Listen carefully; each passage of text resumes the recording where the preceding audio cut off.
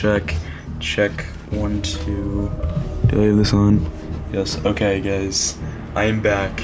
All right. My last stream genuinely almost killed me. Not really, but dude, like trying to get the copy of the book open genuinely almost made me end it all on stream. Anyhow, what I'm doing is every time I die playing FNAF 2, I have to read a chapter of the book, Five Nights at Freddy's, The Silver Eyes, I think. What is it? Yeah, The Silver Eyes. Anyways, I can't be too loud because I did. That's me.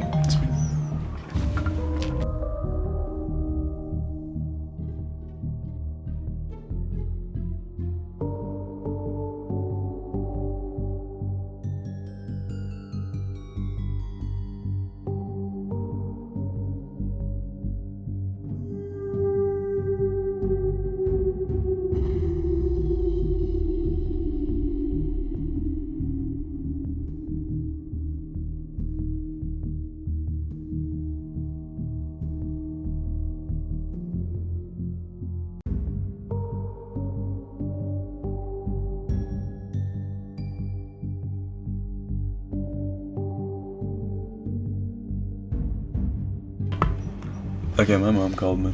Anyways, wait, what? Okay, there. Okay, when I die, I have to read from the book. That's really simple, okay? Really simple concept we're working with here. The only problem last time was I couldn't get, like, a good copy of because I was trying to do it on my phone. Don't try to read stuff on your phone. I'll tell you this now, right? Never try to read, like, something online on your phone. Genuinely, like, awful experience. But now I have it open on a laptop, so I should be able to properly read it now. Anyways, I think this, like, kind of challenge is, like, a kind of interesting one, because you could, like, feasibly do it with any game, and I think I will do it with other games, right? No, actually, I should say this first. The first, like, concept for this video, or stream specifically, well, right now it's a stream, I think I'll turn it into a video, was like, I play FNAF 2, specifically the PS4 version, and every time I die, I read a creepypasta, but then I realized, like, it'd be better if I just read from, the actual Five Nights at Freddy's book, because, there's, like, so many of them, but I think The Silver Eyes is specifically the first one, from what I remember. I don't know, I've never read this book in full.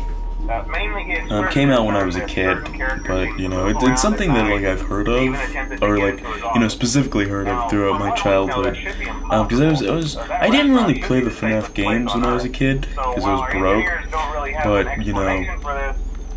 it's something I was really interested in as, like, an adolescent, Chica's gone. They think they're in the wrong room, so then they go try to find where the people are, and in this case, that's your office.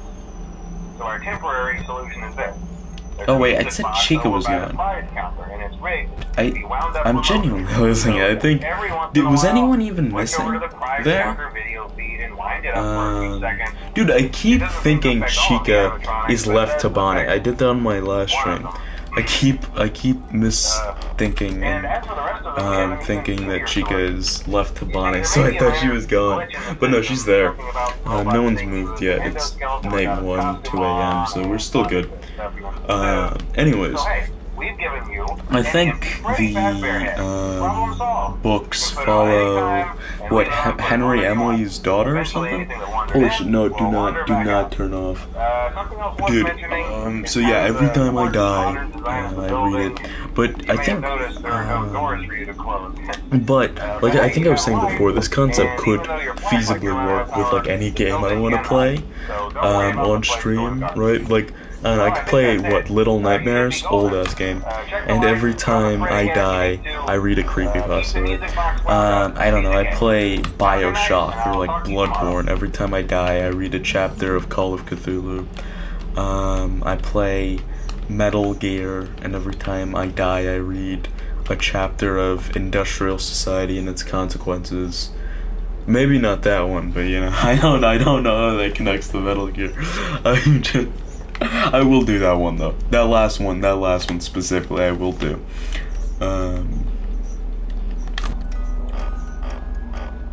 But I don't know. I think it's interesting to kind of put, you know, books and reading together with like playing video games. One of them is coming. I think it's probably Chica. Oh no, it's Bonnie. Toy Bonnie. Alright, so just let me make sure this is wound up. I think doing a chapter is a bit too much though. Because, dude, last stream, I was trying, and I was like, no, dude, I cannot read this shit on my phone. It was genuinely, like, a harrowing, like, I feel like how, a World War II veteran felt trying to storm Normandy Beach. That's how it feels to try to read, a book on your phone. How is she still there? Okay, she's gone. Where'd Bonnie go? Dude. Okay, I'm too good at this. I say like I didn't die at what, 2 a.m. night 2 last time? I keep referencing last stream, which is gonna make a bad video. Holy shit. How? We're just gonna make a bad video when I, like, try to, edit this. Genuinely, where did you come from? Okay. Foxy isn't here till night 2 yet, so, we're good, because Foxy is the main problem. That's who I'm really scared of.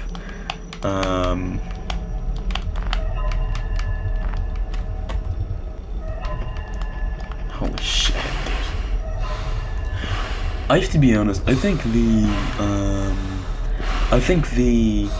withered animatronics are innately cooler than the toy animatronics, but I think the toy animatronics are scarier than the withered animatronics. That's how I see things, right? Holy shit, dude. Fucking shit, dude. Genuinely. I also think this is the scariest game in the series.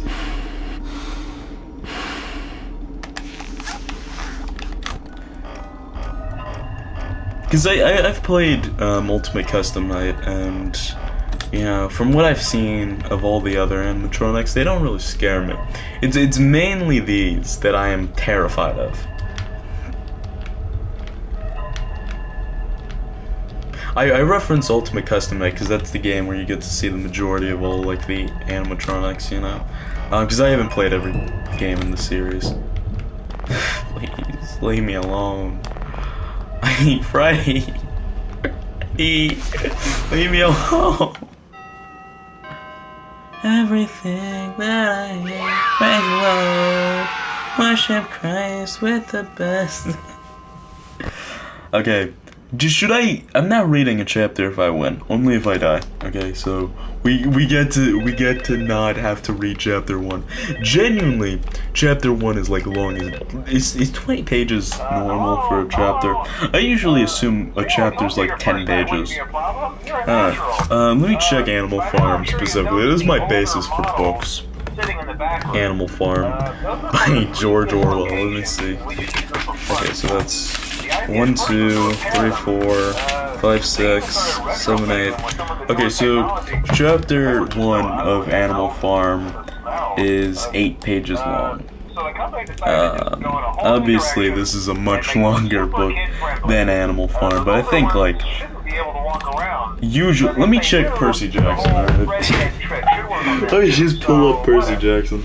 I love those old characters. Did you ever see Foxy the Pirate? Oh, wait, Foxy. Oh, yeah, Foxy. Hey, listen. That one was always a bit twitchy. I'm not sure if the Freddy trick will work on Foxy. Holy shit, I almost dropped the book. Okay, so... Dude, I'm doing this mid-game. Is there anyone here? It was called a system restart or something. Come to think of it, okay, so that's... this is in chapter 1, I think. It might hold him in place for a few seconds. When does... is this chapter 1? What am I doing? Don't forget the music box. I'll be honest, I never liked that puppet thing. It's always thinking. Okay, yeah, this is chapter 1. Okay. I don't think the Freddy mask will fool it. So just don't forget the music box. So that's 1, 2, 3, 4. Holy shit, I missed.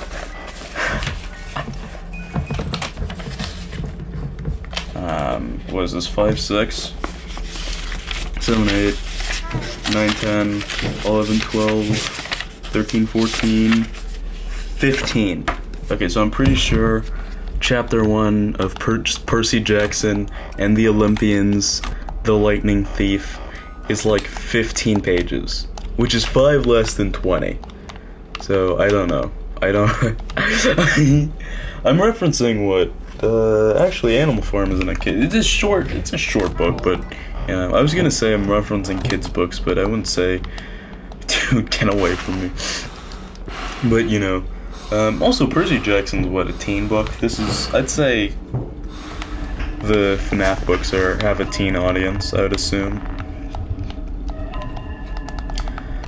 Dude.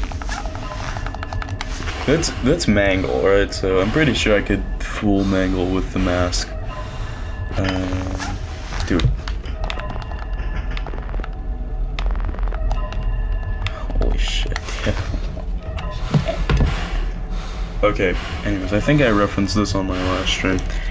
I think it might, like, on a lore sense, right? I think it is ethical to goon to the toy animatronics, because I'm pretty sure they are not, actually, because I'm pretty sure the Withered are the ones that are children trapped in the suits, right? And the toy animatronics are, like, malfunctioning AI, and they have, like, AI that's meant to, like track, William Afton, right? And they think the Night Guard is like William Afton, and that's why they want to kill him. Right? Because the Night Guard's like, what, Michael Afton? Is that the lore? So, if you think it is ethical to goon to robots, then it is, someone clip this, then it is ethical to goon. This is from what I remember, alright? I have not checked in with game theory in a while, but I'm pretty sure the toy animatronics are not possessed. They are just, like, animatronics with, like, sensors. So it's fine to goon to specifically Toy Chica. All other chicas, I think, are, like, off the table.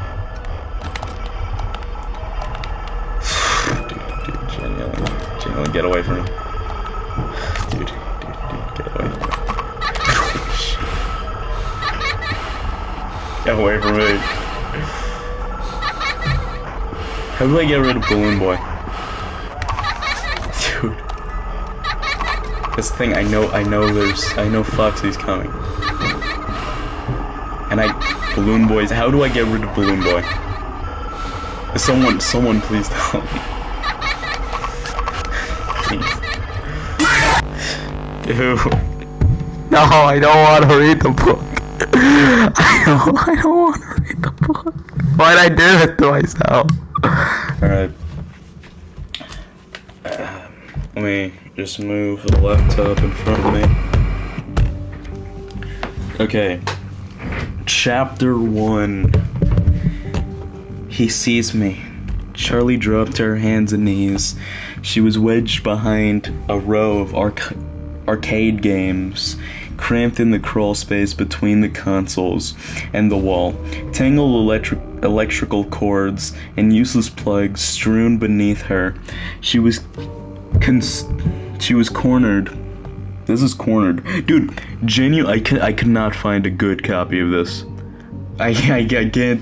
Dude, to be as frank as possible, right? I am on full screen right now, and like I can barely see what's being said on here. Mostly just because I can't zoom in further, but yeah, cornered. The only way out was past the thing, John Carpenter, and she wasn't fast enough to make it. She could see him stalking back and forth, catching flickers of movement through the gaps between the games. There was scarcely enough room to move, but she tried to crawl backward. Her foot caught on a cord. She snapped, contorting herself to carefully dislodge it. She heard the clash of metal on metal, and the farthest console rocked back and forth. Back against the wall. Like I said, can't read for shit. Alright. He hit it again, shattering the display, then attacked the next, crashing against them, almost rhythmically, tearing through the machinery, coming closer. I have to get out of here. I have to. The panic thought was of no help. There was no way out. Her arm ached, and she wanted to sob aloud. Blood soaked through the tattered bandage, and it seemed as though she could feel it draining out of her. The console a few feet away crashed against the wall, and Charlie flinched. He was getting closer. She could hear the grinding of gears and the clicking of servos ever louder. Eyes closed, she could still see the way he looked at her.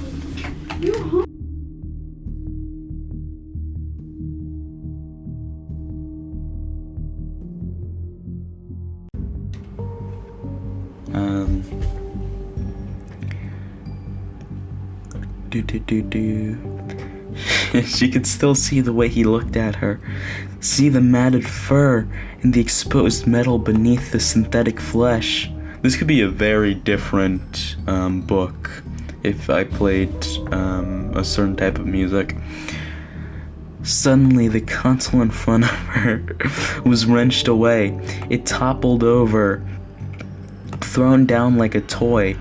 The power cords beneath her hands and knees were yanked away, and Charlie slipped, almost falling. She caught herself and looked up in time to see the downward swing of a hook. Welcome to Hurricane, Utah. Charlie smiled wryly at the sign and kept driving. The world didn't look any different from one side of the sign to the other, but she felt a nervous anticipation as she passed it. She didn't recognize anything. Then again, she hadn't really expected to. Not this far at the edge of town, where it was all highway and empty space. She wondered what the others would look like, who they were now. 10 years ago, they'd been best friends. And then it happened, and everything ended. At least for Charlie. She hadn't seen any of them since she was 7 years old. They had written all the time as kids, especially Marla, who wrote like she talked, fast and incoherent. But as they got older, they had grown apart. The letters had grown fewer and further between. and the conversations leading up to this trip had been perfunctory. Dude, I can't see half the words. On a genuine level, like half the words are blurry as hell and full of awkward pauses. Charlie repeated their names as though to reassure herself that she still remembered them. Marla, Jessica, Lamar, Carlton, John, and Michael. Michael was the reason for this trip, after all. It was 10 years since he had died. 10 years since it happened. Still don't know what it is. Okay, you're gonna have to like give me some details, Charlie. And now his parents wanted them all together for the dedication ceremony. They wanted all his old friends there when they announced the scholarship they were creating in his name. Who has money to create it? Are they like rich? Charlie knew it was a good thing to do, but the gathering still felt slightly macabre. She shivered and turned down the air conditioning, even though she knew it was not the cold. As she drove into the town center, Charlie began to recognize things, a few stores and the movie theater, which was now advertising the summer's blockbuster hit. Can you tell us which movie it is? I don't know. What was this? 2016? What was a popular movie in 2016? I was gonna say Age of Ultron, but I think that was what? 2015? Was Age of Ultron 2015? Am I losing it, guys? Am I finding any reason to not read this? It's not even bad. So far, it's not even like a bad book. She felt a brief moment of surprise, then smiled at herself. What did you expect? That the whole place would be unchanged? A monument to the moment of your departure? Frozen forever in July 1985? Okay, so this is what? Now 1995. I was thinking 2016 when the book released. Okay, what was something that released in 1995? Shit, I don't know.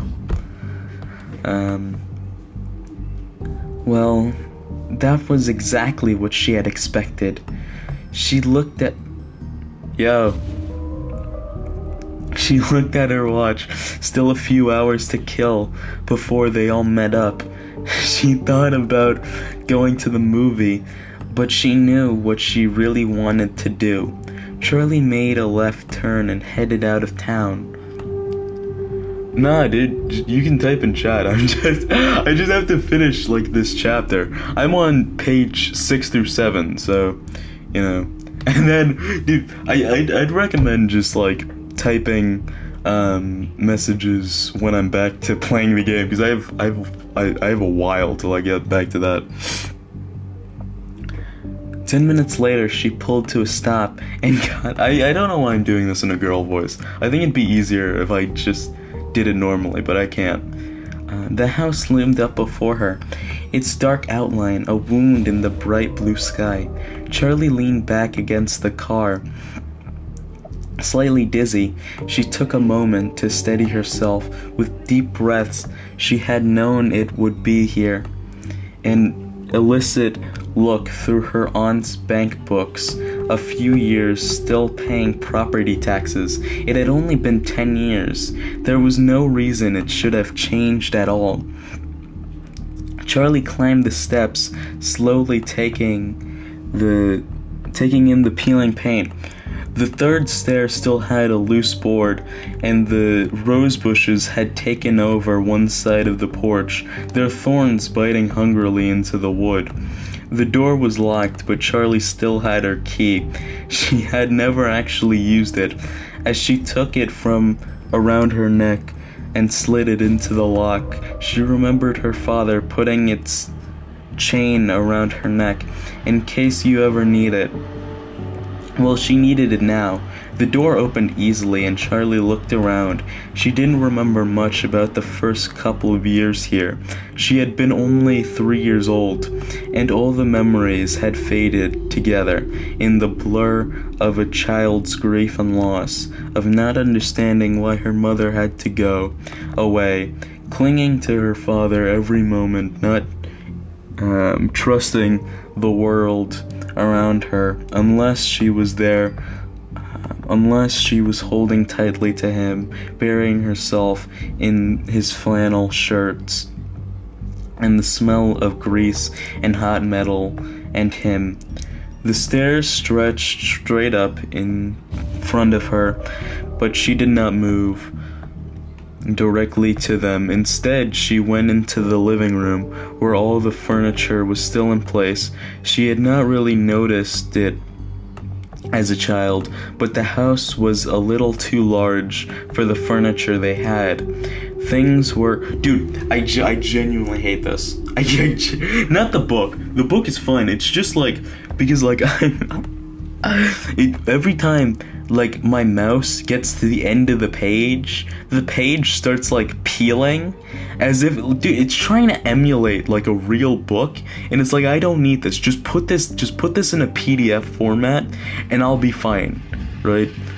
But for some reason, I have to do all this stuff, and, like, dude, every time, it, like, the peeling of the end of the page is, like, covering the words, so, it's, I hate this. The book's fine. I just need to get this chapter over with.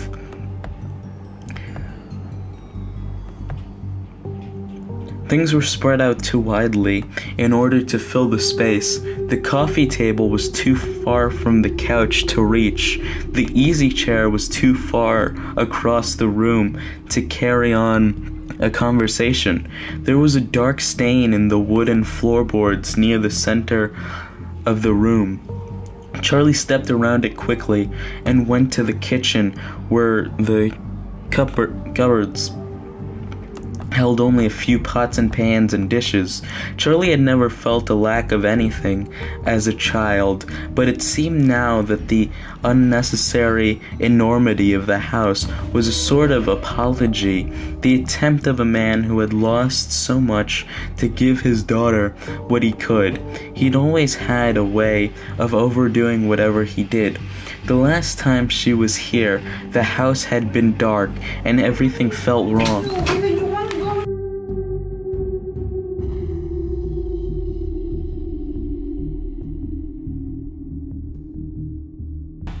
Dude, for some reason, my mom never knocks on my door.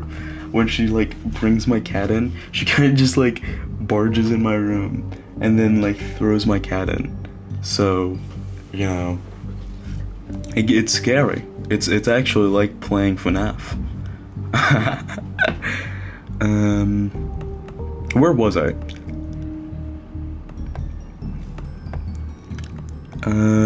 The attempt of a man who had lost so much to give his daughter what he could. He'd always had a way of overdoing whatever he did. The last time she was here, the house had been dark and everything felt wrong. She was carried up the stairs to her bedroom, although she was 7 years old and could have gone quicker on her own 2 feet. But Aunt Jen had stopped on the front porch, picked her up and carried her, shielding her face as though she were a baby in the glaring sun. In her room, Aunt Jen set Charlie down and closed the bedroom door behind them. She told her to pack her suitcase, and Charlie had cried because all her things could not fit in the small case. "We can come back for the rest later," Aunt Jen said, her impatience leaking through as Charlie hovered indecisively at her dresser, trying to decide which t-shirt to bring along. They had never come back for the rest. Charlie mounted the stairs, heading to her old bedroom. The door was partially cracked, and as she opened it, she had a giddy feeling of displacement, as though her younger self might be sitting there among her toys, might look up and ask Charlie, "Who are you?" Charlie went in like the rest of the house. Her bedroom was untouched. The walls were pale pink, and the ceiling, which sloped dramatically on one side to follow the line of the roof, was painted to match her old bed. Painted to match. Her old bed still stood against the wall, beneath a large window. The mattress was still intact, though the sheets were gone. The window was creaked slightly open, and finally off this page, dude. I can't. Oh wait, I can just. Okay, here. I finally figured out how to switch pages, guys. Holy shit. Rotting lace curtains wavered in the gentle breeze from outside. There was a dark water stain in the paint beneath the window, where the weather had gotten in over the years, betraying the house's neglect. Charlie climbed down to the bed and forced the window shut. It obeyed with a screech, and Charlie stepped back and turned her attention to the rest of the room, to her father's creations. Their first night in the house, Charlie had been afraid to sleep alone. She did not remember the night, but her father had told her about it often enough that the story had taken on the quality of memory. She sat up and wailed until her father came to find her, until he scooped her up and held her and promised her he would make sure she was never alone again. The next morning he took her by the hand and led her to the garage, where he set to work, keeping the promise. The first of his inventions was a purple rabbit, now gray with age, from years of sitting in the sunlight. Her father had named him Theodore. I said Theodore.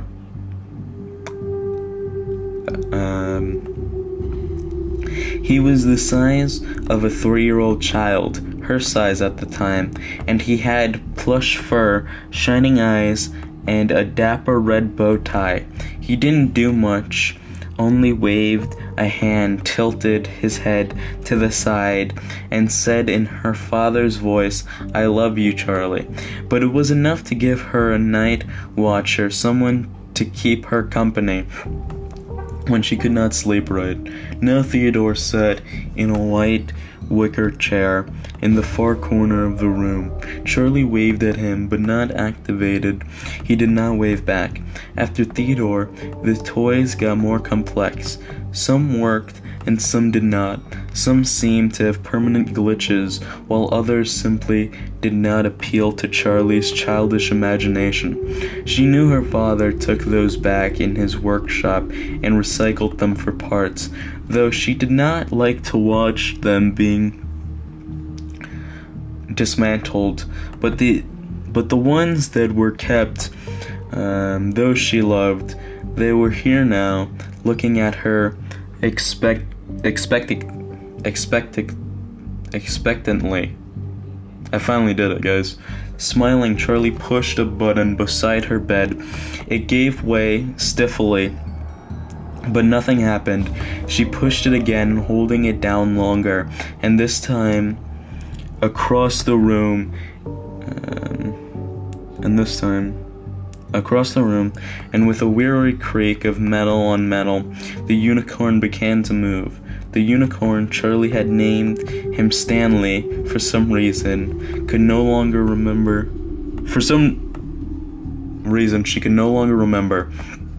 was made of metal and had been painted glossy white.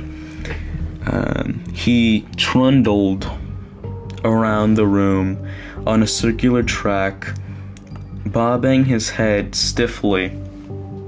"Yo, Up and down the track squeaked as Stanley rounded the corner and came. Dude, if you're genuinely sitting through me trying to like, I feel like a grandma right now. Like, dude, I feel like a grandma trying to read, but like the text is so microscopic on my screen. I genuinely am like, I'm sitting like L from Death Note right now. I don't know how you're sitting through me trying to read this. The truck squealed as Stanley rounded the corner and came to a stop beside the bed. Charlie knelt beside him on the floor and patted his flank. His glossy paint was chipped and peeling, and his face had given over to rust. His eyes were lively and gazing out of the decay. "You need a new coat of paint, Stanley," Charlie said. The unicorn stared ahead, unresponsive. At the foot of the bed, there was a wheel made of patched-together metal. It had always reminded her of something she might find on a submarine. Charlie turned it. It struck for a moment, then gave way, rotating as it always did. And across the room, the smallest closet door swung open. Out sailed Ella on her track, a child-sized doll bearing a teacup and saucer in her tiny hands. Like an offering, Ella's plaid dress had protected her from the damage of the damp. Charlie had an identical outfit back when she and Ella were the same height. "Hi, Ella," she said softly. As the wheel unwound, Ella retreated to the closet again, the door closing behind her. Charlie followed her. The closet had been built to align with the slant of the ceiling, and there were 3 of them. Ella lived in the short one, which was about 3.5 feet tall. Next to it was one. I have to stop because I don't know if you can hear the train, but there's a train going by, and I assume you can hear it. One a foot or so tall, and a third closet to the bedroom door was the same height as the rest of the room. She smiled, remembering. "Why do I have 3 closets?" John had demanded the first time he came up. "Oh, why do you have 3 closets?" I thought it was her talking. John had demanded the first time he came over. She looked at him blankly, confused by the question. "'Cause that's how many there are," she said finally. She pointed defensively to the littlest one. That one's Ella's anyway," she added. John nodded, satisfied. Charlie shook her head and opened the door to the middle closet, or tried to. The knob stopped with a jolt. It was locked. She rattled it a few times, but gave up without much conviction. She stayed crouched low to the floor and glanced up at the tallest closet, her big girl closet that she would someday grow into. "You won't need it until you're bigger." I also said that in a girl voice. Her father would say, yeah, I'm reading all the dialogue in like little girl voice. Or at least my try at a little girl voice, and then I'm realizing like twice it's not Charlie talking. But that day never came. The door now hung open slightly, but Charlie didn't disturb it. It hadn't opened for her, it had only given way to time. As she moved to stand, she noticed something shiny, half hidden under the rim of the locked middle door. She leaned forward to pick it up. It looked like a broken off piece of a circuit board. She smiled slightly. Nuts, bolts, scraps, and parts had turned up all over the place. Once upon a time, her father always had stray parts in his pockets. He would carry around something he was working on, set it down, and forget where it was. Or worse, put something aside for safekeeping, never to be seen again. There was also a strand of her hair clinging to it. She unwound it carefully from the tiny lip of the metal it was stuck on. Finally, as though she had been putting it off, Charlie crossed the room and picked up Theodore. His back had not faded in the sun like the front of his body, and it was... I'm gonna drink water. Where's my water bottle?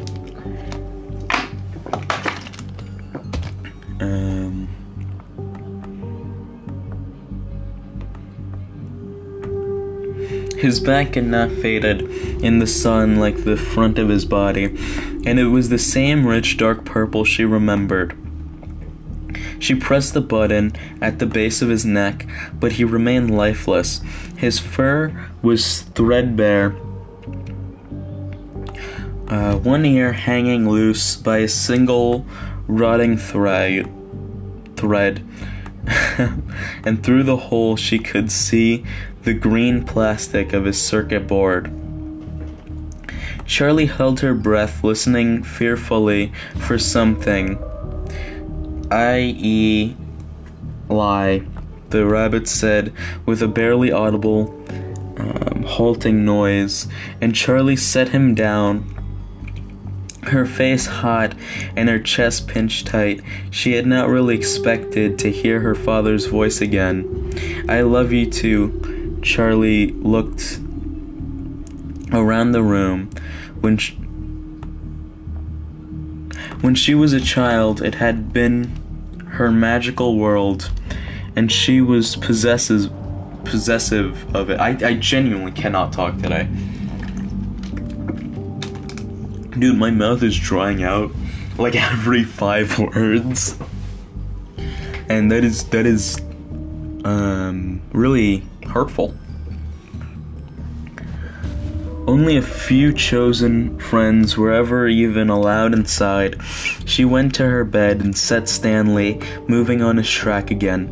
She left, closing the door behind her before the little unicorn came to a halt.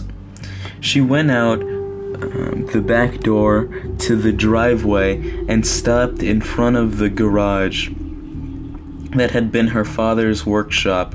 Half buried in the gravel a few feet away was a piece of metal, and Charlie went to pick it up. It was jointed in the middle, and she held it in her hands, smiling a little as she bent it back and forth. An elbow joint, she thought. I wonder who that was going to belong to.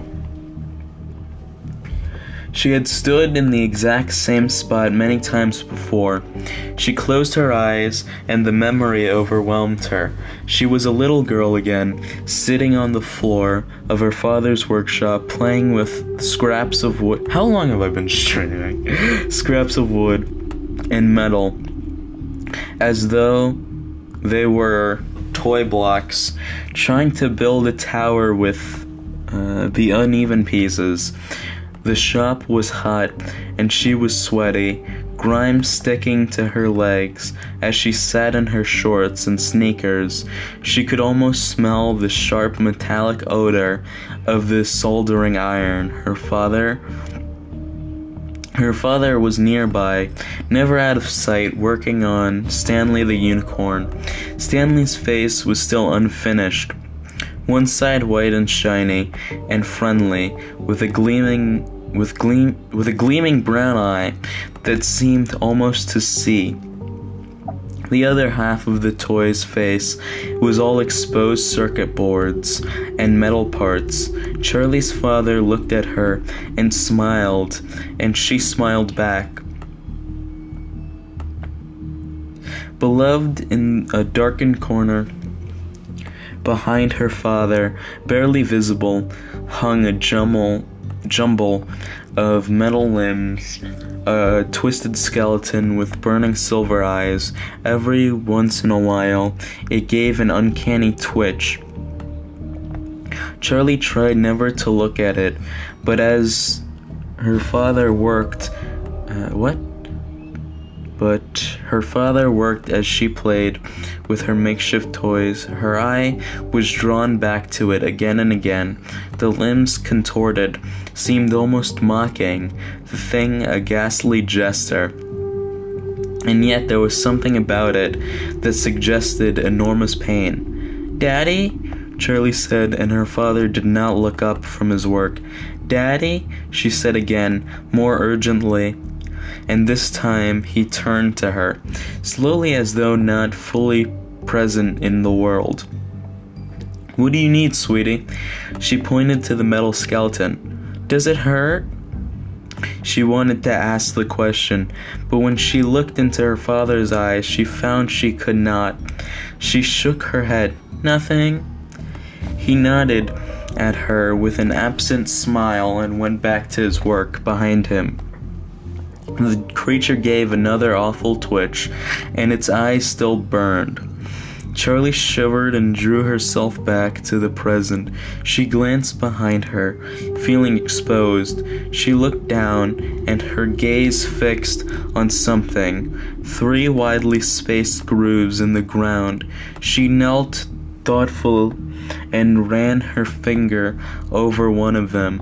The gravel was scattered away, the marks worn heavily into the dirt. A camera tripod of some sort. It was the first unfamiliar thing she had seen. The door to the workshop was cracked open. How many pages do I have left? I genuinely think, how long have I been streaming? 46 minutes. I think, there's no way playing the first 2 nights of FNAF, right, even took 20 minutes. I've been reading this for the better part of 46 minutes now. Okay.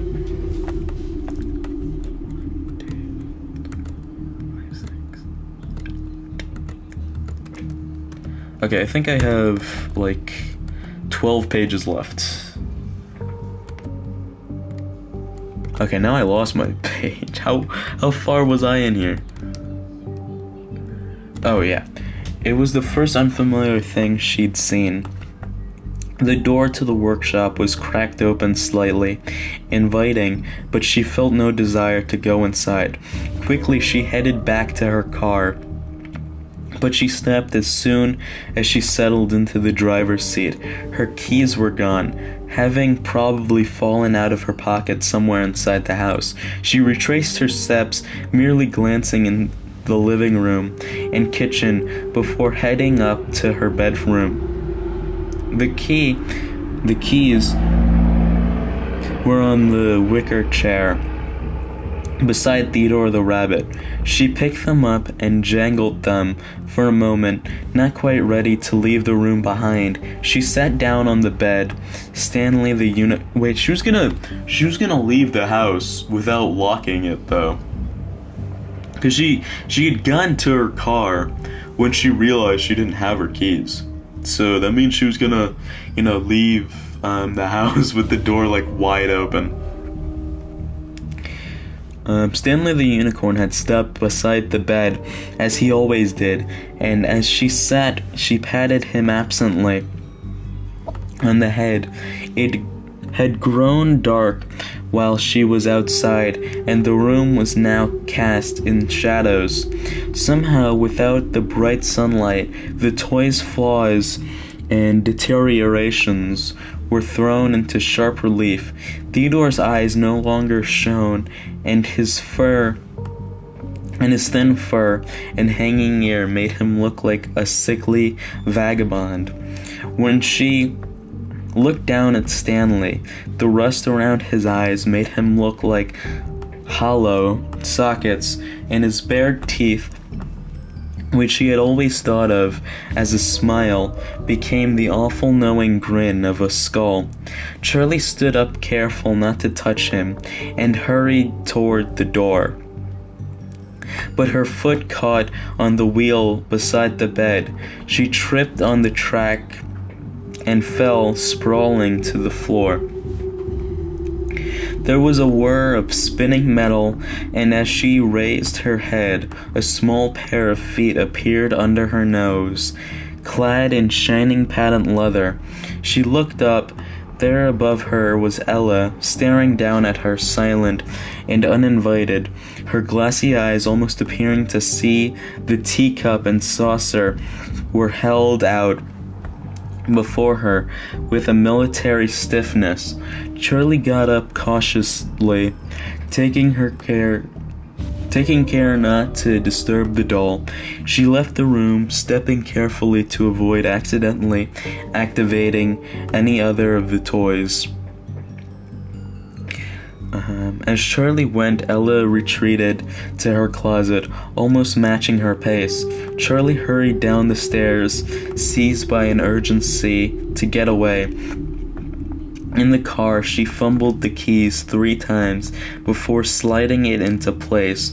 She backed too fast down the driveway, running recklessly over the glass of the front yard, and sped away. After about a mile, Charlie pulled over on the shoulder and turned the car over, staring straight ahead through the windshield. Dude, I think I should get more water. Okay. Yeah, this is... Alright, I'll be back.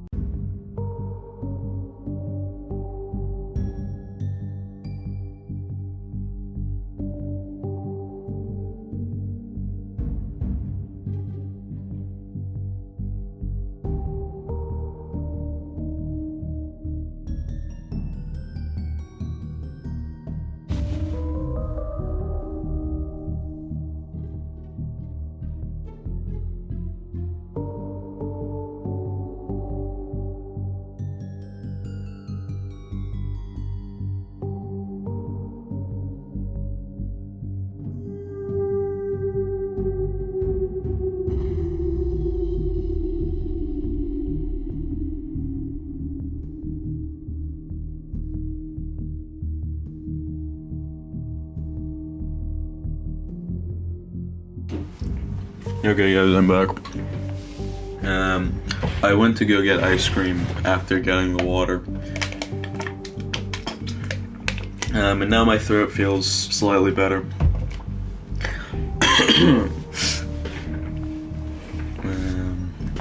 Her eyes focused on nothing. She forced herself to breathe slowly. She reached up and adjusted the rear view mirror so she could see herself. She always expected to see pain, anger, and sorrow written on her face, but they never were. Her cheeks were pink, and her round face looked almost cheerful.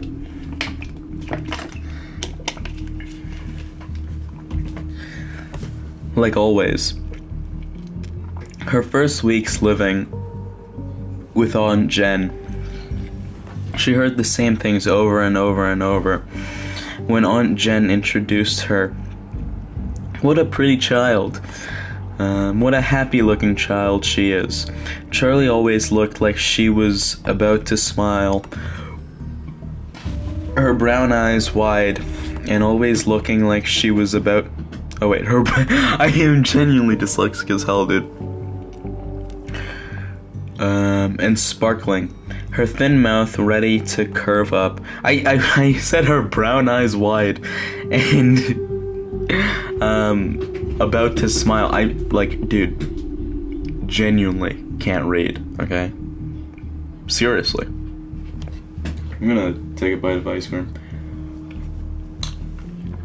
It's almost been an hour that I've been streaming this, and I haven't even made it to night 3.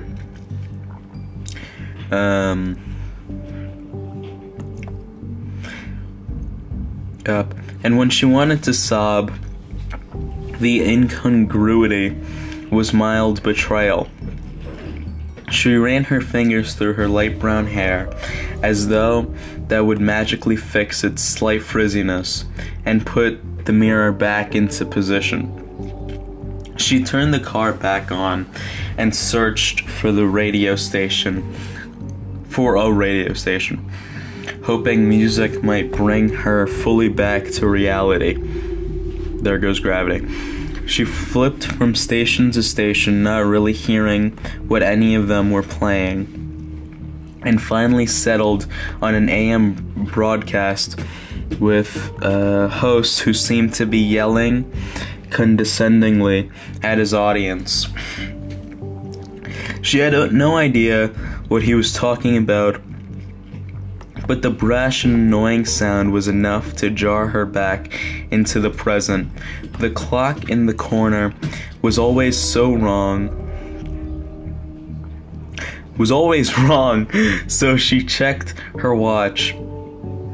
It was almost time to meet her friends at the dinner they had chosen near the center of town. Charlie pulled back onto the road and drove, letting the sound of angry talk radio host soothe her mind. When she reached the restaurant, Charlie pulled into the lot and stopped, but did not park. The front of the diner had a long picture window all across it, and she could see right inside, though she had not seen them for years. It took her only a moment to spot her friends through the glass. Jessica was the easiest to pick out from the crowd. She always enclosed pictures with letters, and right now she looked exactly like her last photo. Even seated, she was clearly taller than either of the boys, and very thin. Though Charlie could not see her whole outfit, she was wearing a loose white shirt with an embroidered vest, and she had a brimmed hat perched on her glossy, shoulder-length brown hair, with an enormous flower threatening to rip it off of her head. More water, guys.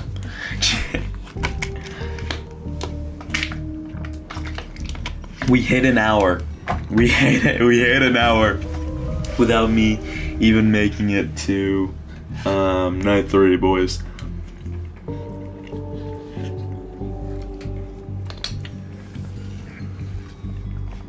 She was gesturing excitedly about something as she spoke to the two boys. As she spoke, the two boys were sitting next to each other, facing her. Carlton looked Dude, now I have to blow my. This is genuinely the worst paced stream I've ever done. I am never doing this again. I know I said like I was gonna do this like with other games. Genuinely.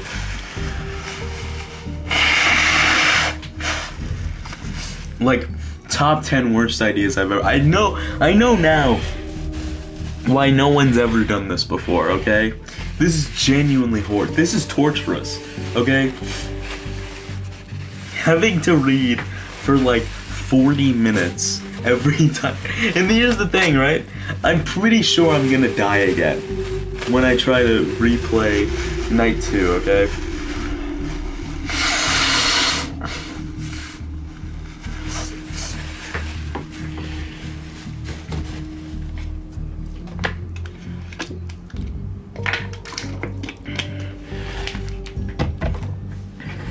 The two boys were sitting next to each other, facing her.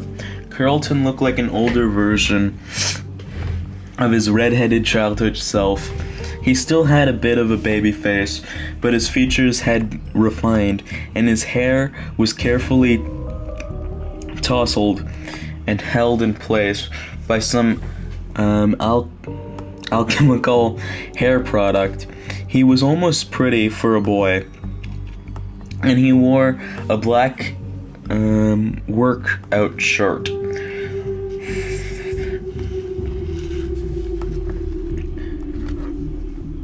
Though she doubted he'd ever worked out a day in his life. He slouched forward on the table, resting his chin on his hands beside him. John sat closest to the window. John had been the kind of child who got dirty before he even went outside. There would be paint on his shirt before the teacher handed out the watercolors, grass stains on his knees before they came near a playground, and dirt under his fingers just after he washed his hands. Charlie knew it was him because it had to be, but he looked completely different.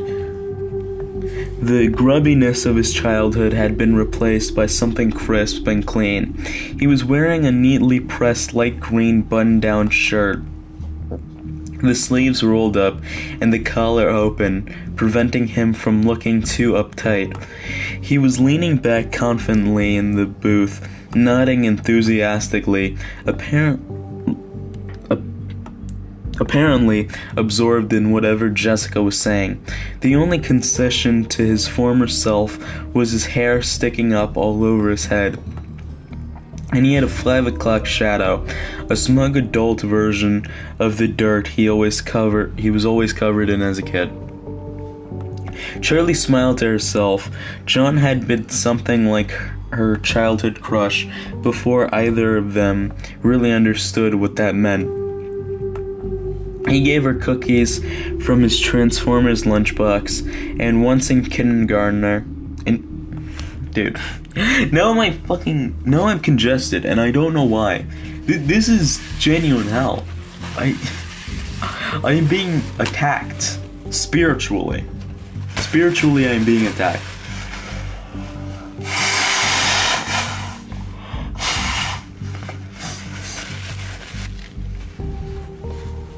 Dude, I don't think I'm gonna edit this into a YouTube video. More ice cream, boys. Ice cream will heal this, okay? Trust me.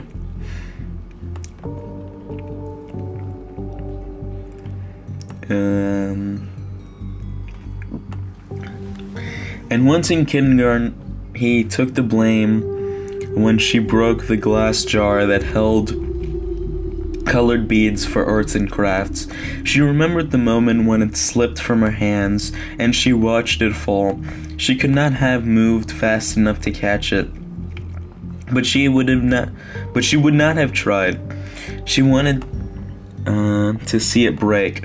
The glass hit the wood floor and shattered into 1,000 pieces, and the beads scattered, many-colored. Among the shards, she thought it was beautiful, and then she started to cry. John had a note sent home to his parents, and when she told him thank you, he had winked at her with an irony beyond his years and simply said, "For what?" Okay, more water, guys. How many pages do I have now? Okay, that's 4. What sucks? Okay, we have till page 24. 24 is the end of chapter. We have, what, 10 pages left? Okay, because we're on now page 15. So we have 9 pages to go.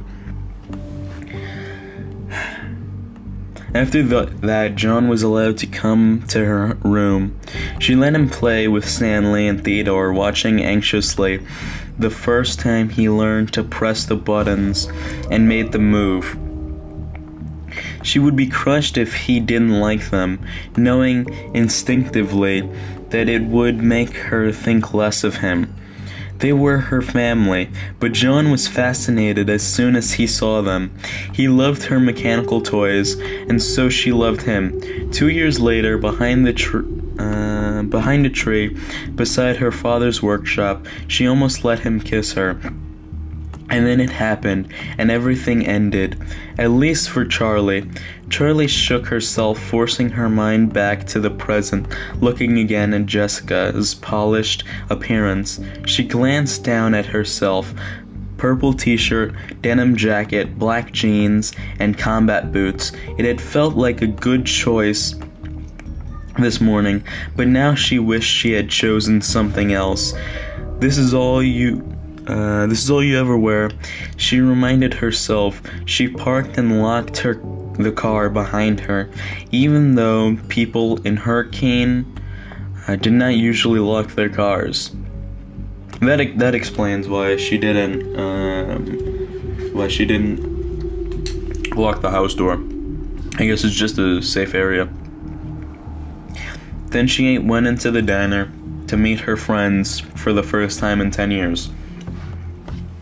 Dude, I don't want to read another. I don't want to read another 9 pages, dude. Or I guess now it's 8.5. The warmth noise entered for a moment. She was overwhelmed, but Jessica saw her pause in the doorway and shouted her name. Charlie smiled and went over. Hi, she said awkwardly, flicking her eyes at each of them, but not fully making contact. Jessica scooted over on the red vinyl bench and patted the seat beside her. Here, sit, she said. I was just telling John and Carlton about my glamorous life. No, who talks like that? She rolled her eyes as she said it, managing to convey both so she has nothing going on, and the sense that her life was truly something exciting. What? Okay. Did you know Jessica lives in New York? Carlton said. There was something careful about the way he spoke, like he was thinking about his words before he formed them. John was silent, and he smiled at Charlie anxiously. Jessica rolled her eyes again, and with a flash of deja vu, Charlie suddenly recalled that this had been a habit even when they were children. Next page, guys. Next page.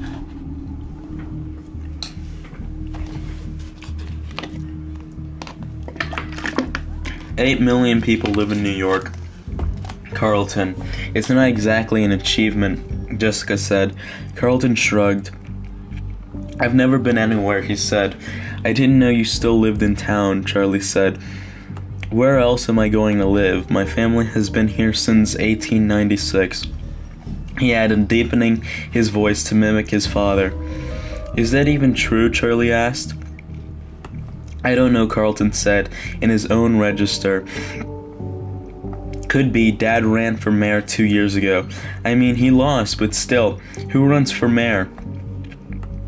He made a face. I swear, the day I turn 18, I am out of here. Where are you gonna go? John asked, looking seriously at Carlton. Carlton met his eyes, just as serious for a moment. Abruptly, he broke away and pointed out the window, closing one eye as if to get his aim true. John raised an eyebrow as he looked out the window, trying to follow the line Carlton was pointing to. Charlie looked too. Carlton wasn't pointing at anything. John opened his mouth to say something, but Carlton interrupted. Or, he said as smoothly, pointed in the opposite direction. Okay, John scratched his head, looking slightly embarrassed. Anywhere, right? He added with a laugh. Where's everyone else? Charlie asked, peering out the window and searching the parking lot for new arrivals. Tomorrow, John said. They're coming tomorrow morning. Jessica jumped in to clarify. Marla bringing her little brother. Can you believe it? Jason? Charlie smiled. She remembered Jason as a little bundle of blankets with a tiny red face peeking out. I mean, who wants a baby around? Jessica adjusted her hat primly. I'm pretty sure he's not a baby anymore, Charlie said, stifling a laugh. Practically a baby, Jessica said. Anyway, I booked us a room at the motel down by the highway. It was all I could find. The boys are staying with Carlton. The boys are staying with Carlton. Okay, Charlie said she was vaguely impressed by Jessica's organization, but she wasn't happy about the plan. She was loath to share a room with Jessica, who now seemed like a stranger. Jessica had become the kind of girl who intimidated her, polished and immaculate, speaking as though she had everything in life figured out. For a moment, Charlie considered going back to her old house for the night, but as soon as she thought it, the idea repelled her. That house at night was no longer the province of the living. Don't be dramatic, she scolded herself. But now John was speaking. He had a way of commanding attention with his voice, probably because he spoke less often than everyone else. He spent most of his time listening, but not out of reticence. He was gathering information, speaking only when he had wisdom or sarcasm to dispense. Often it was both at once. Does anyone know what's happening tomorrow?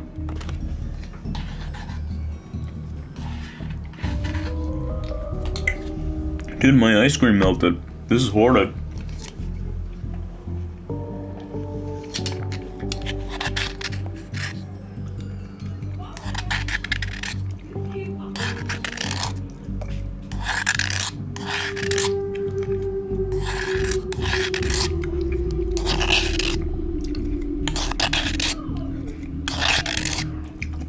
This genuinely might be top 1,000 worst streams of all time.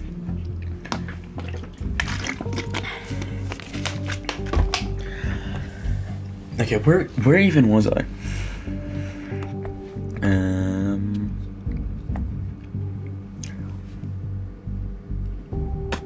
Oh yeah. They were all silent for a moment, and the waitress took the opportunity to come over for their order. Charlie flipped quickly through the menu, her eyes not really focusing on the words. Her turn to order came much faster than she was expecting, and she froze. Eggs? She said at last. The woman's hard expression was still fixed on her, and she realized she had not finished. Scrambled wheat toast, she added, and the woman went away. Charlie looked back down at the menu. She hated this about herself.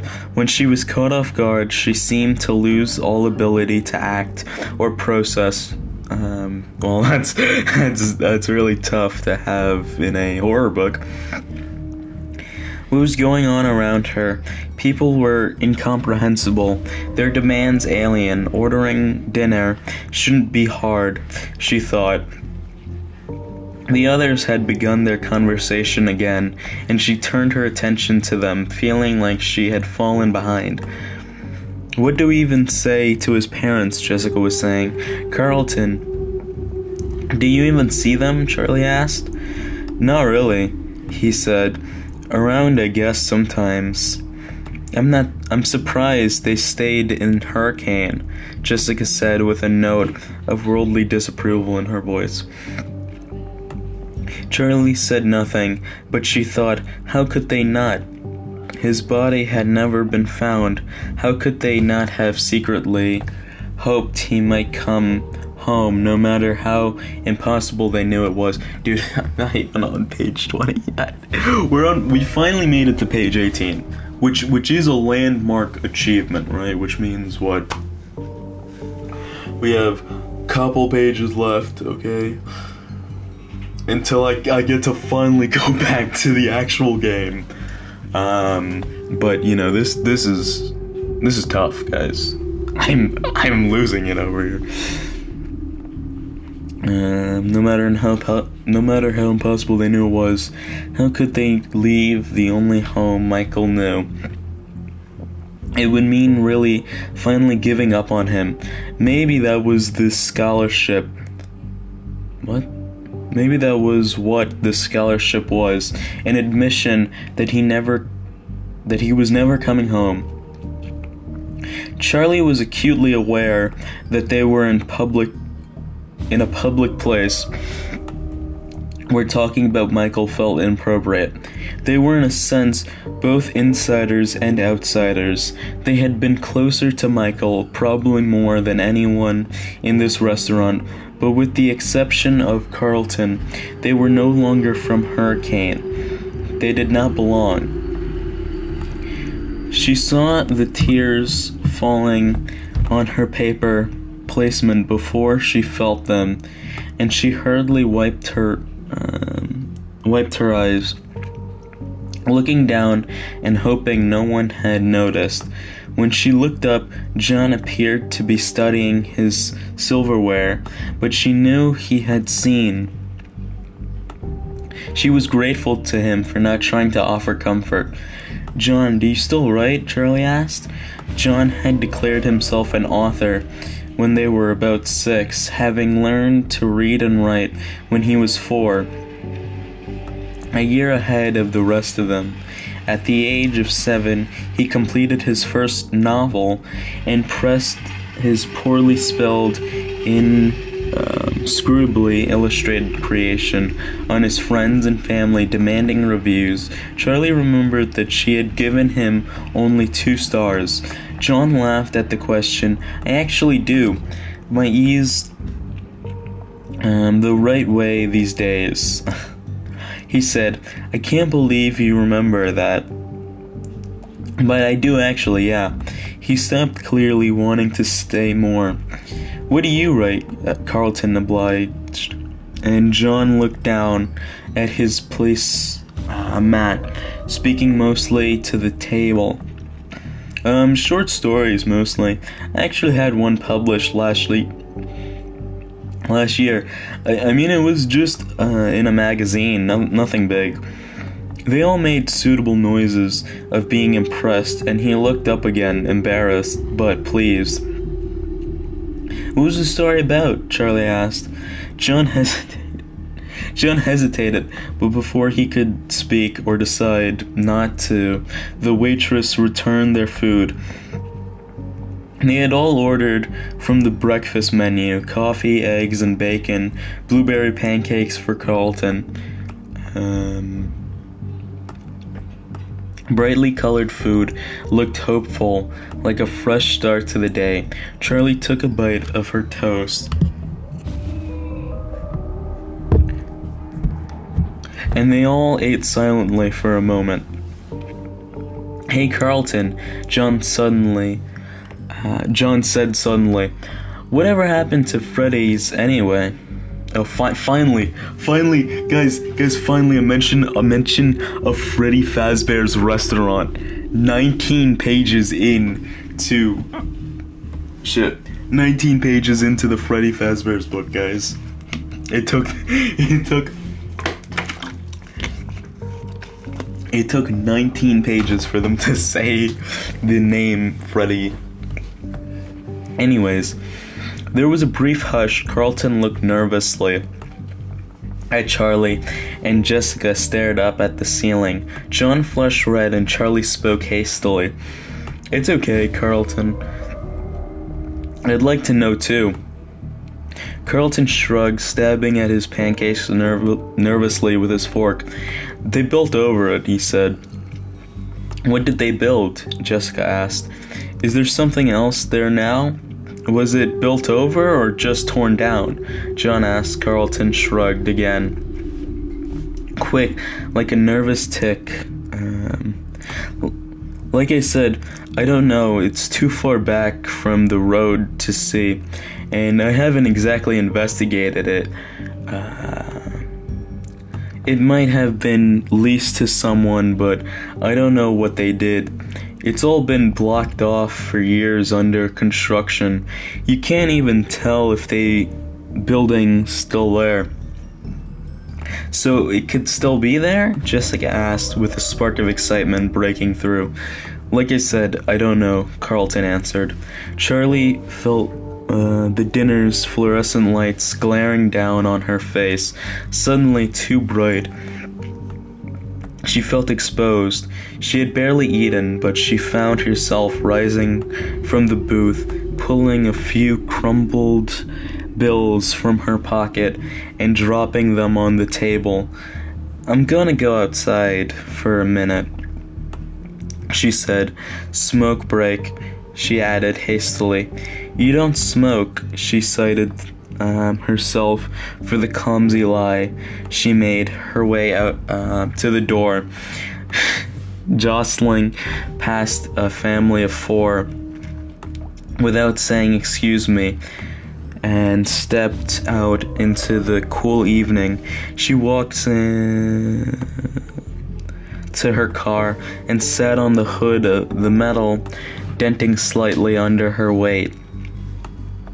She took in breaths of the cool air as it were water, and closed her eyes. "You knew it would come up. You knew you would have to talk about it," she reminded herself. She had practiced on the drive here,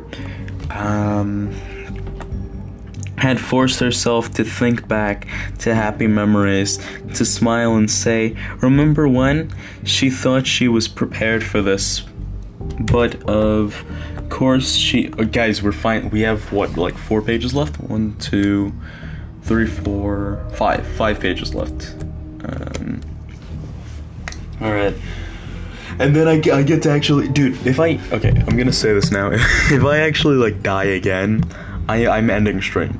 Like I can't read another chapter of it. I don't think I'm gonna, like, I genuinely do not think I'm gonna make it 2 hours in this stream without like blowing my brains out. Okay, I gotta get pissed.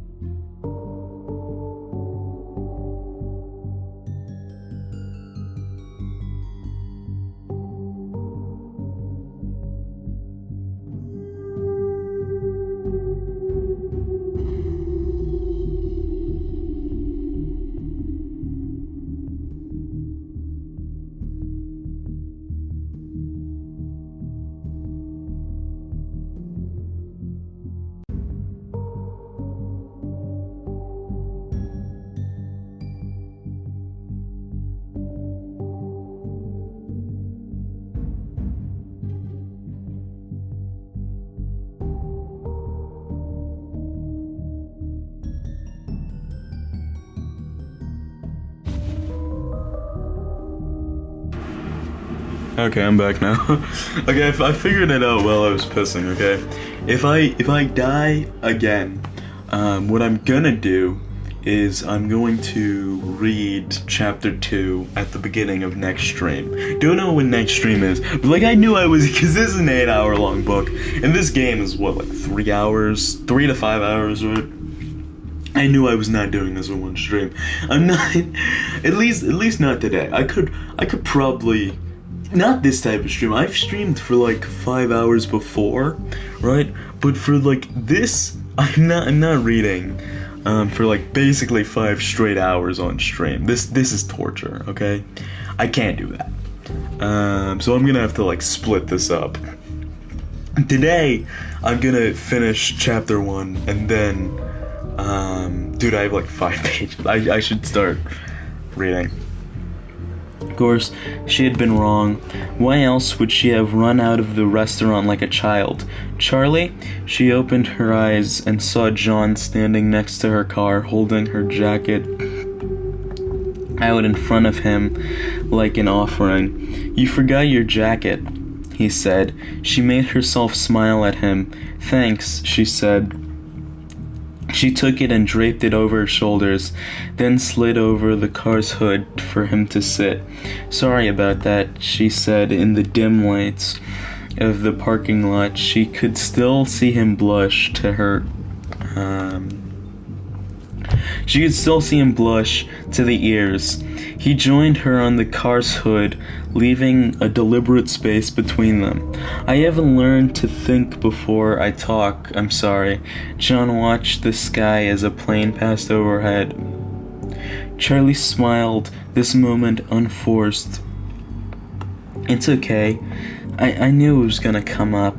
It had to. It sounds stupid, but I never think about it. I don't let myself. No one knows what happened except my aunt, and we never talk about it. Then I come here and suddenly it's everywhere. I was just surprised, that's all. Uh-oh. John pointed and Charlie saw Jessica and Carlton hesitating in the doorway of the diner. She waved them over and they came. Remember that time at Freddy's when the merry-go-round got stuck? And Marla and that mean kid Billy had to keep riding it until their parents plucked them off? Charlie said. John laughed, and and the sound her smile made? What? Oh, and the sound made her smile. Genuinely, I think I'm like dyslexic as hell. This isn't even like a joke. Like, I'm not illiterate, right? Like I can read, like I understand what the words mean, and I understand the words, but for some reason, dude, my brain like jumbles like sentences or like letters together, and it makes like reading practically incomprehensible, even though like I should be able to read it just fine. Anyways, I'm gonna stop self-diagnosing myself as dyslexic. Their faces were bright red, crying like babies. She covered her face guilty that it was so funny to her. There was a brief surprised silence, then Carlton started laughing, then Marla puked all over him. Sweet justice, Charlie said. Actually, I think it was nachos, John added. Jessica wrinkled her nose. So gross. I never wrote it again, not after that. Oh, come on, Jessica. They cleaned it, said Carlton. I'm pretty sure kids puked all over that place. Those wet floor signs weren't there for nothing, right, Charlie? Don't look at me, she said. I never puked. We used to spend so much time there. Privileges of knowing the owner's daughter. Jessica said, looking at Charlie with mock accusation. I couldn't help who my dad was, Charlie said, laughing. Jessica looked thoughtful for a moment before she continued. I mean, how could you have a better childhood than spending all day at Freddy Fazbear's Pizza? I don't know, said Carlton. I think that music got me over the years. I think that music got to me over the years. Like I said, occasionally I just miss a word and I'm like, oh, that kind of changes the sentence. He hummed a few bars of the familiar song. Charlie dipped her head to it, recalling the tune. I should probably put my glasses on. I love those animals so much, Jessica said suddenly. What's the proper term for them? Animals, robots, mascots? I think those are all accurate, Charlie leaned back. Well, anyway, I used to go and talk to the bunny. What was his name? Bonnie, Charlie said. Yeah, said Jessica. I used to complain to him about my parents. I always thought he had an understanding look about him. Carlton laughed. Animatronic therapy recommended by 6 out of 7 crazy people. Shut up, Jessica retorted. I knew he wasn't real. I just liked talking to him. Charlie smiled a little. I remember that, she said. Jessica, dude, this is a long-ass paragraph. In her prim little dresses, her brown hair in 2 tight braids, like a little kid out of an old book, walking up to the stage when the show was over, whispering earnestly to the life-size animatronic rabbit. If anyone came up beside her, she went instantly silent and still waiting for them to go away, and she could resume her one-sided conversation. Charlie had never talked to the animals at her father's restaurant or felt close to them, like some kids seemed to. Although she liked them, they belonged to the public. She had her own toys, mechanical friends waiting for her at home that belonged only to her. I liked Freddie, said John. He always seemed most relatable. You know, there are a lot of things about my childhood that I can't remember at all, Carlton said, but I swear I can close my eyes and see every last detail of that place, even the gum I used to stick under the tables.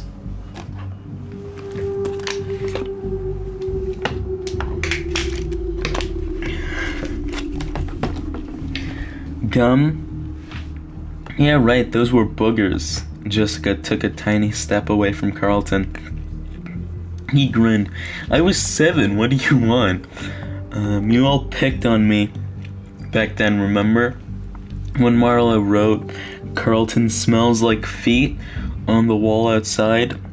You did smell like feet, Jessica laughed with a sudden outburst. Carlton shrugged, unperturbed.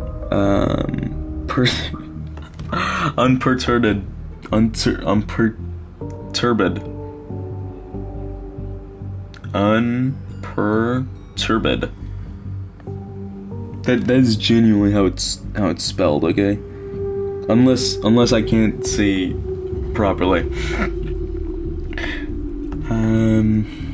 I used to try to hide when it was time to go home. I wanted to be stuck in there overnight so I could have the whole place to myself. Yeah, you always kept everyone waiting, said John. And you always hid under the same table. Charlie spoke slowly, and when she did, everyone turned to her as though they had been waiting. Dude, how's my water already finished?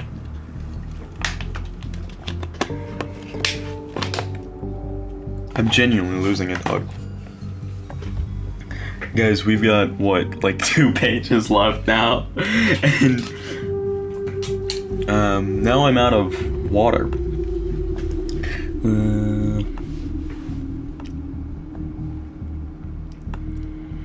Sometimes I feel like I remember every inch of it, like Carlton, she said, but sometimes it's like I hardly remember it at all.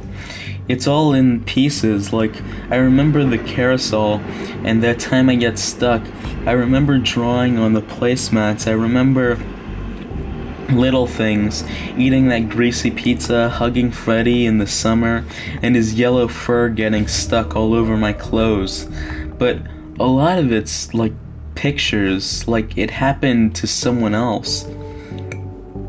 They were all looking at her oddly. Freddy was brown, right? Jessica looked to the others for confirmation. I guess you really don't remember it that well after all, Carlton teased Charlie, and she laughed briefly. Right? I meant brown. She said brown. Freddy was, brown. Of course. He was. Of course he was. She could see him in her mind now, but somewhere in the depths of her recall there was a flash of something else.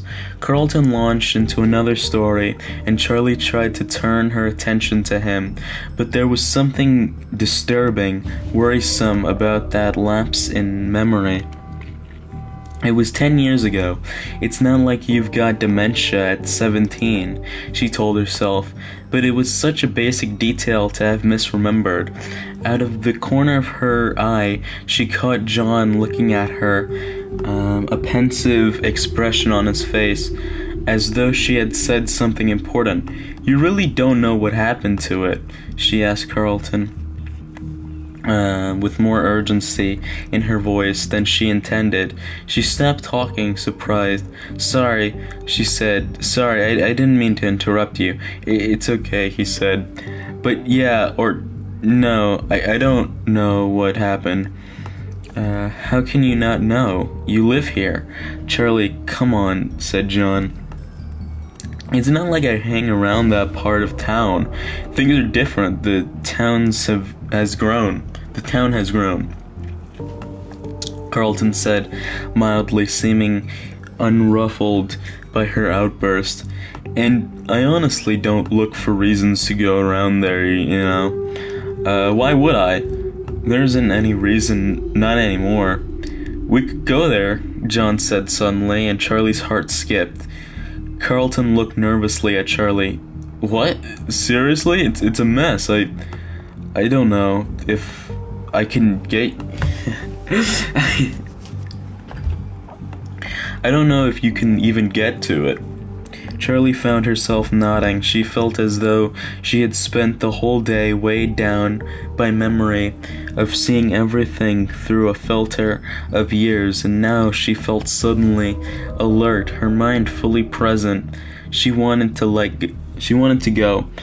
"Let's do it," she said. "Even if there's nothing there, I want to see." They were all silent. Suddenly John smiled with a reckless confidence. "Yeah, let's do it." Okay, okay, we're done now. The stream's not done, but I'm finally done reading. Dude, it's genuinely over an hour and a half into the stream now, and I finally get to replay night 2. I hate this. I hate this stream. This is worse than that one time I streamed for like 5 hours, dude.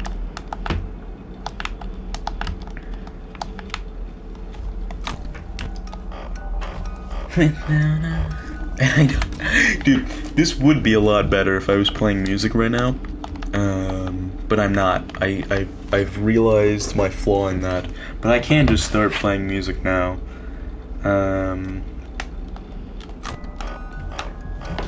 Yeah, I'm never doing this. I've thought about it, you know, now, and I've realized, like, no, this is genuinely like a horrid experience. Like, reading is fine, right? Playing video games is fine, but having to read a full chapter every single time I die will, like, genuinely ruin my mental state if I try to do this more. And the thing is, I don't know how I'm doing. I don't know if I'm gonna, like, actually try to finish this game, like, when I do this, because right now I do not care to finish this, because I know if I... Okay, how many pages is chapter 2? Let's see this. That's 1, 2, 3, 4, 5, 6, 7, 8, 9, 10, 11, 12, 13, 14, 15, 16, 17, 18, 19, 20, 21, 22, 23, 24. Okay, so it's another 24 pages I would have to read if I, holy shit, if I were to die again. And that's the thing, I'm not doing this today. If I die again, I'm ending stream and reading those 24 pages. Holy shit. Maybe like tomorrow. They genuinely scared the shit out of me.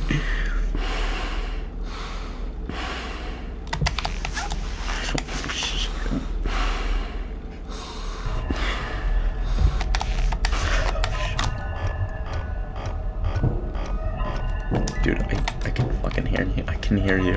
Please leave me alone. Please leave me alone. Please leave me alone. I don't wanna die. No. Please. Please. Please.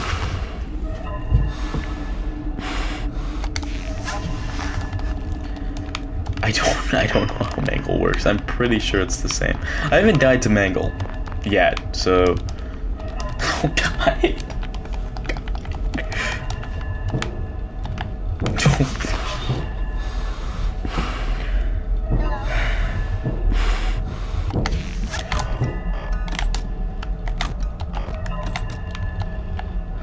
Okay, please.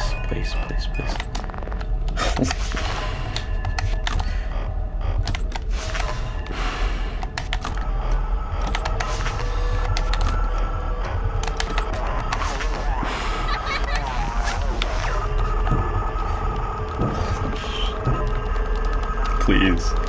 Mangle, what are you doing there? Please. I genuinely can't do this. This is genuinely horrible. I can see. How do I get rid of that fucker? Okay, he's gone. Why is Mangle still here? Mangle, please go away. Mangle.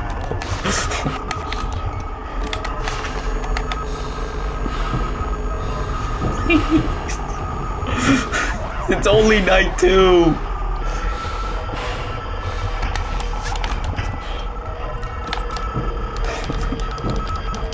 It's literally only 3 AM on night 2. What am I? Why is Mangle still there?